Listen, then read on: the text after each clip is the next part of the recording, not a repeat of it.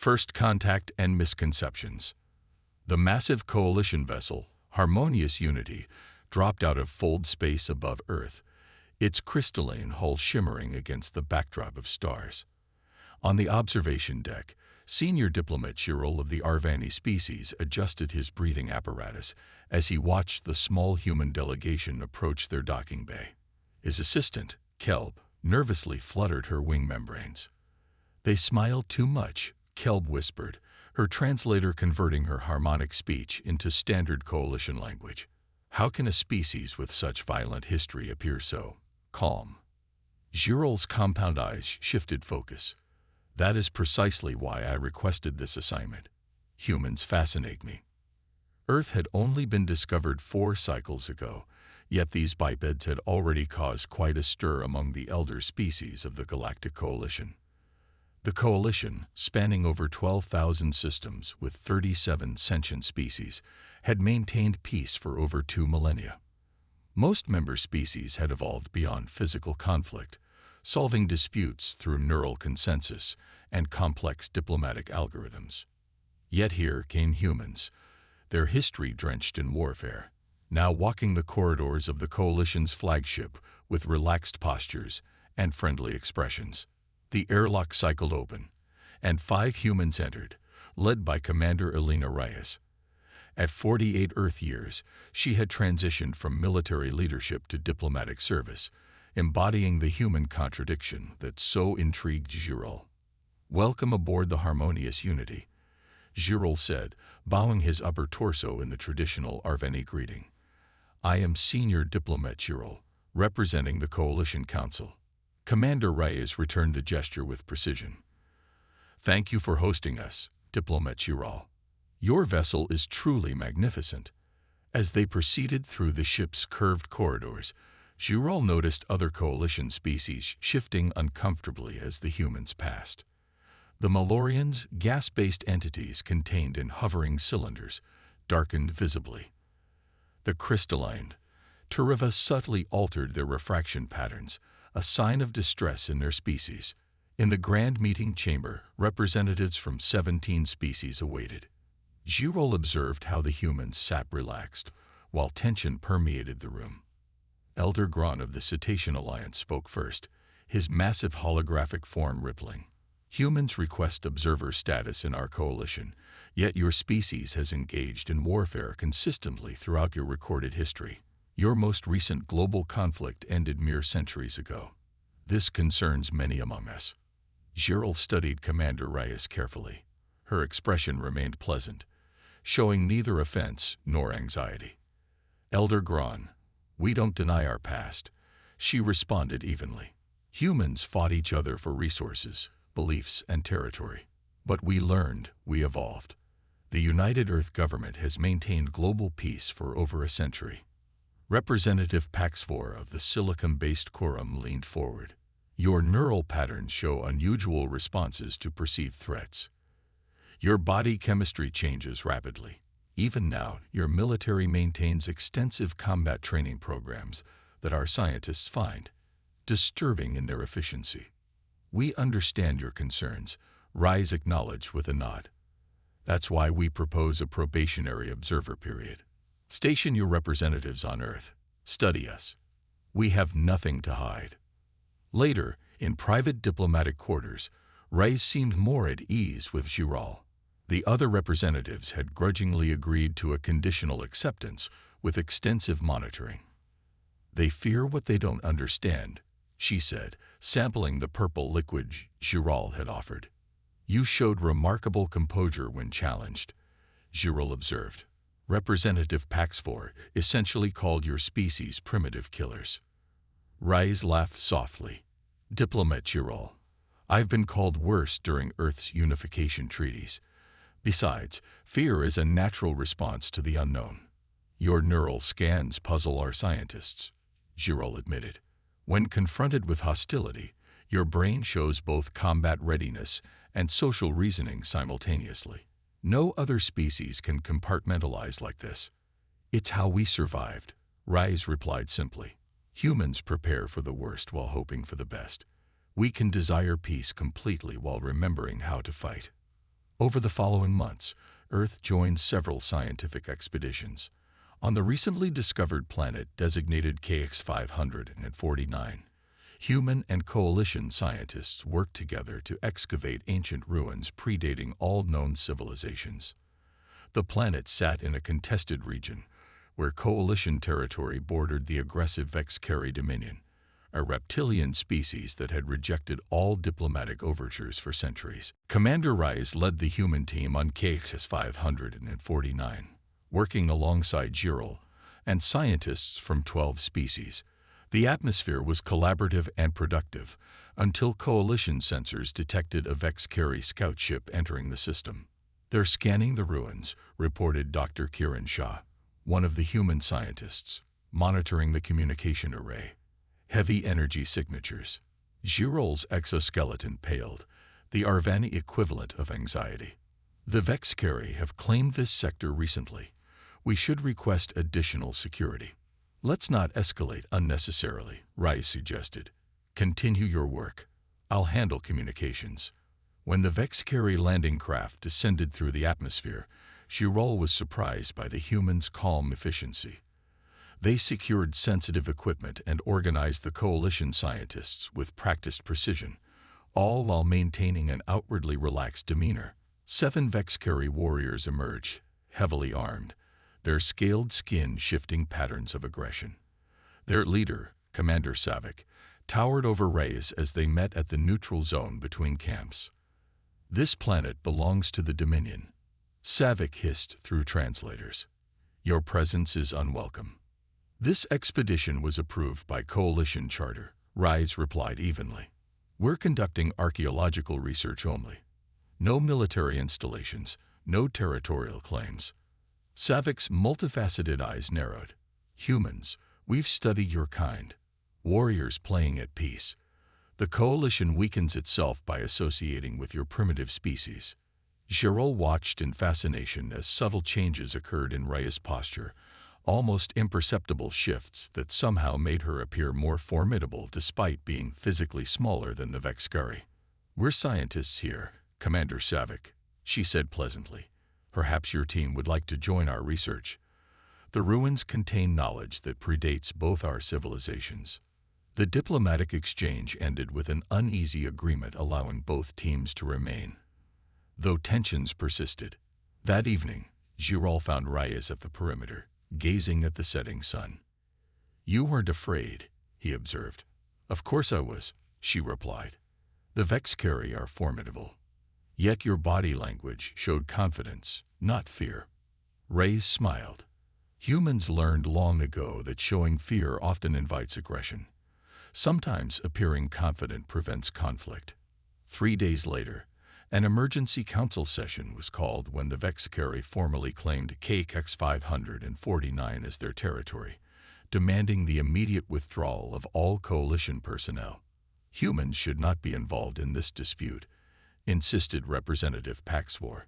"Their presence may aggravate the Vexcari further."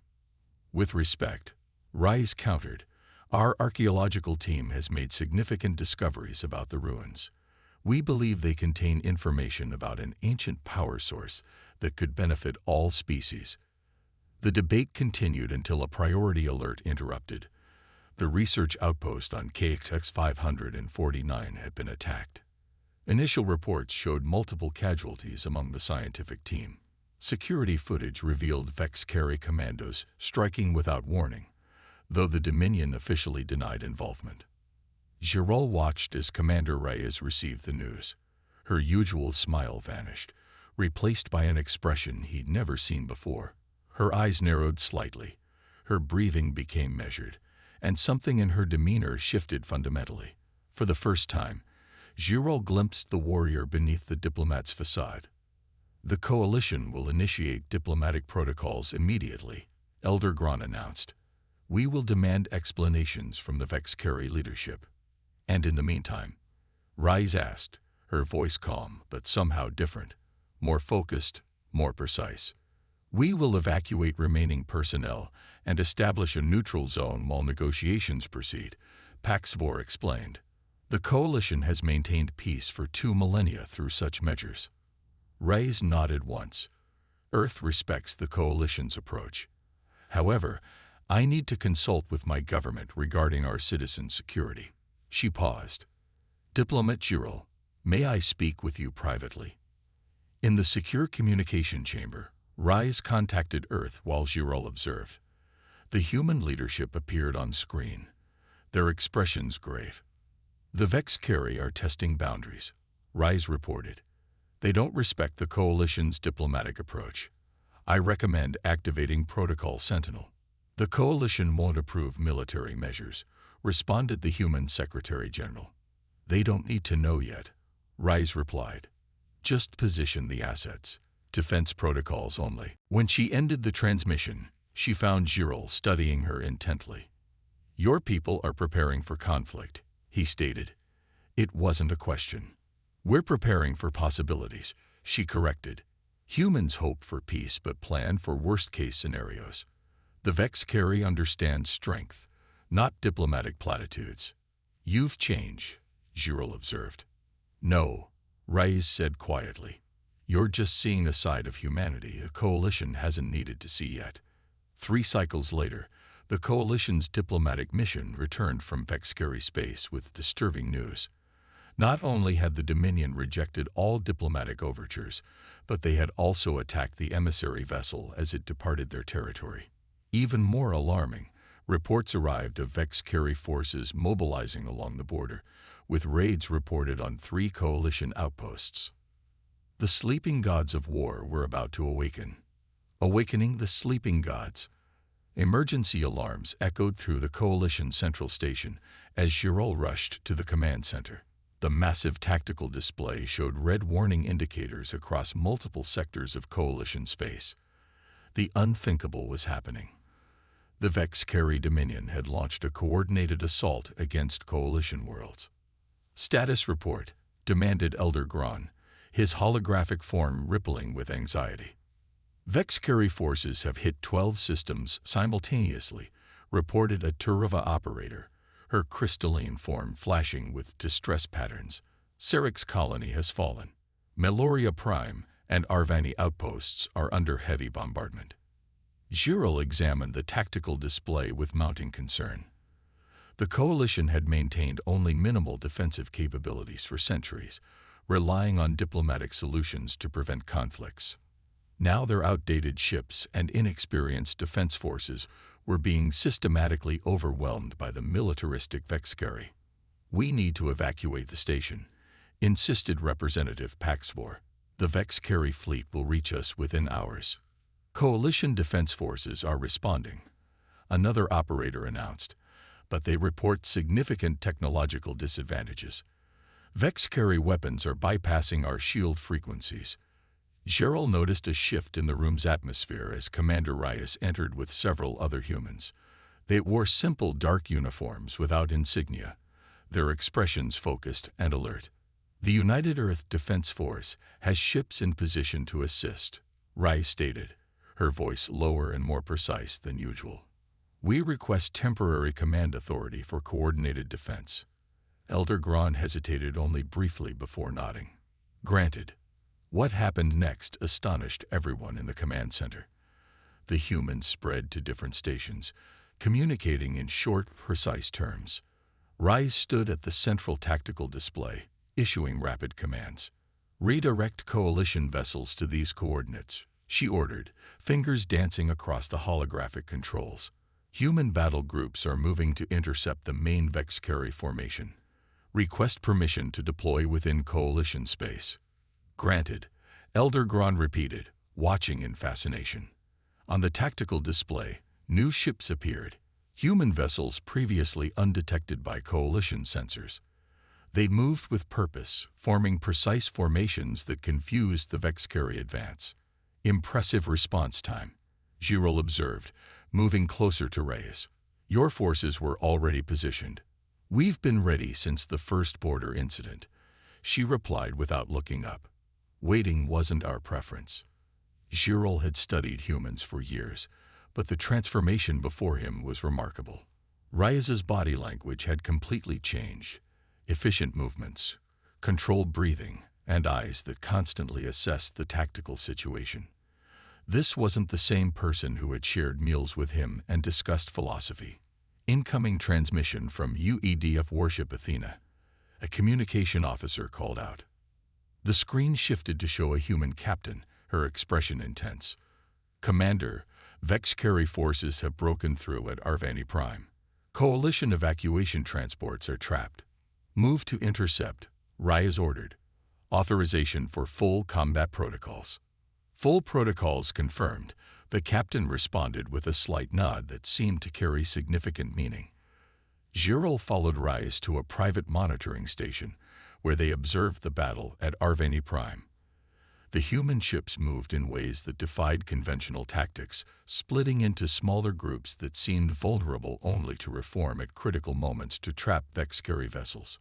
Your captains fight as if they share one mind, Girol noted. Millennia of warfare taught us patterns, Rais replied, her eyes never leaving the display. Every human commander studies historical battles going back thousands of years. The Vexicari, known for their aggressive direct assaults, seemed confused by the human approach. When they concentrated forces on one human ship, others would strike from unexpected vectors. When they scattered to address multiple threats, the humans would suddenly converge with devastating combined firepower. They're broadcasting something on all frequencies, a communication officer reported.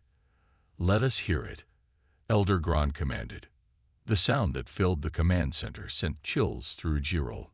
Human battle drums, and haunting music overlaid with the recorded sounds of Vex-carry distress calls from previous engagements. Psychological warfare, Rais explained, noting Girol's reaction. The Vex-carry respect strength and fear weakness. We're speaking their language. Within hours, the tide of battle had shifted. The Vex-carry advance stalled as human ships arrived at system after system. Coalition vessels, initially overwhelmed, found new effectiveness when integrated into human battle groups.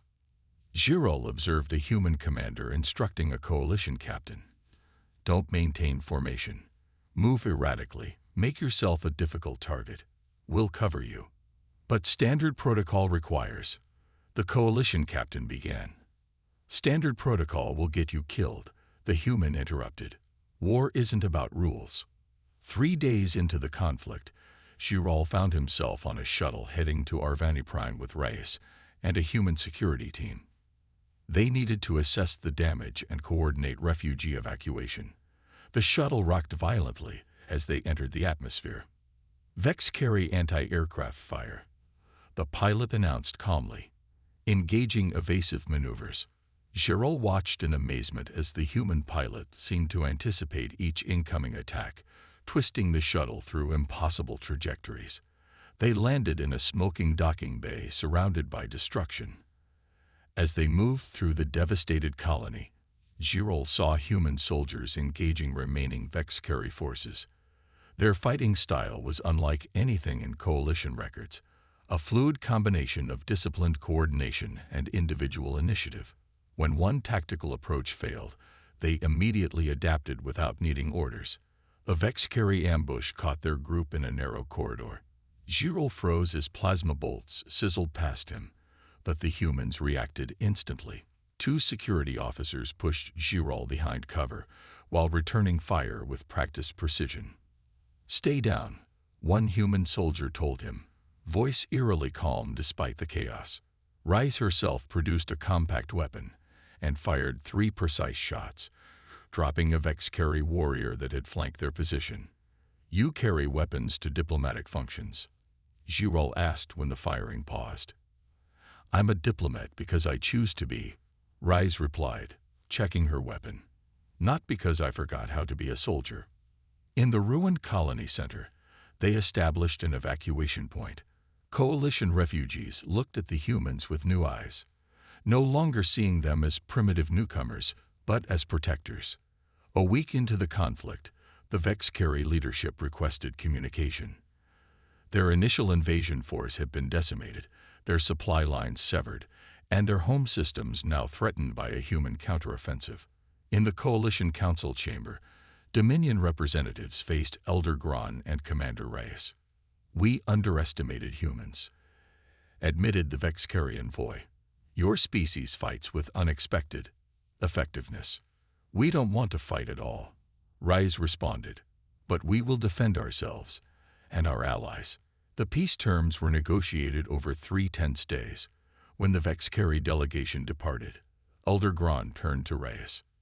Your species concealed its military capabilities from us, he stated, a note of accusation in his voice.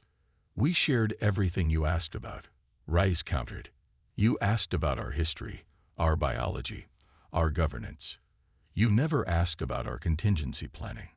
The Coalition has maintained peace for millennia, Pax Vor interjected. Many believed war was behind us forever. I hope they're right, Rise replied. But if they're wrong, humans remember what others have forgotten. In his private laboratory, Girol reviewed the neural mapping of Commander Reyes taken during the height of the conflict. He compared it to her scans from their first meeting. Computer, highlight regions of stress response, he commanded. The brain scanned illuminated, showing the activation of adrenal systems and combat readiness. Yet simultaneously, the diplomatic and social reasoning centers remained fully operational. It was like watching 2 brains working at once, one ready for battle, the other calculating long-term consequences. Fascinating, Girol whispered. They are warriors who choose not to fight, not because they cannot, but because they decide not to. The door slid open, and Rise entered, once again wearing her diplomatic uniform. Her smile returned. Still trying to figure us out? She asked. Girol gestured to the brain scan. Your species can prepare for violence while pursuing peace. No other Coalition member can do this. Humanity walks softly through the stars, Rise said, studying her own brain scan. But we never forgot how to fight if we must. The Coalition has enjoyed peace for millennia because no one challenged it. We simply ensure it stays that way. As Girol prepared his report recommending full human membership into the Coalition, he included a final observation. Humans appear peaceful, but beneath their smiles lies the capacity for tremendous resolve. They are not pacifists. They are warriors who choose peace. The distinction has proven vital to our continued existence. The sleeping gods of war had awakened briefly, and the galaxy would never see humans the same way again.